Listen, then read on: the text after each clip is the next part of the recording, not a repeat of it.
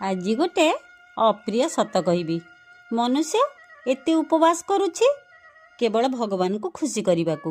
ମୁଁ କହୁନି ଯେ ଉପବାସ କରିବାଟା ଖରାପ, କିନ୍ତୁ କଥାଟା ସତ। ଯଦି ଉପବାସରେ ଈଶ୍ୱର ଖୁସି ହୁଅନ୍ତେ ନା, ତେବେ ଭୋକ ଉପାସରେ ରହୁଥିବା ଗରିବ ଭିକାରୀ ଦୁନିଆର ସବୁଠୁ ଭାଗ୍ୟବାନ ବ୍ୟକ୍ତି ହୋଇଥାନ୍ତା। ମୋ ମତରେ ଉପବାସ ଖାଦ୍ୟରେ ନୁହେଁ, ବରଂ ବିଚାରର ଉପବାସ କରିବା ଆବଶ୍ୟକ। ମଣିଷ ପ୍ରଥମେ ନିଜ ନଜରରେ ଠିକ୍ ହେବା ଆବଶ୍ୟକ। ଦୁନିଆ ତ ଭଗବାନଙ୍କ ଉପରେ ବି ନାଖୁସ। କାହିଁକି ନା କୋଇଲିକୁ କଣ୍ଠ ଦେଲେ ରୂପ ଦେଲେନି, ମୟୂରକୁ ରୂପ ଦେଲେ ହେଲେ ତାର ଇଚ୍ଛା ଛଡ଼େଇ ନେଲେ, ମନୁଷ୍ୟକୁ ଇଚ୍ଛା ଦେଲେ ତ ସନ୍ତୋଷ ଛଡ଼େଇ ନେଲେ, ସନ୍ଥମାନଙ୍କୁ ସନ୍ତୋଷ ଦେଲେ ହେଲେ ସଂସାର ଛଡ଼େଇ ନେଲେ। ତେଣୁ ଗର୍ବ କରି ଲାଭ କ'ଣ?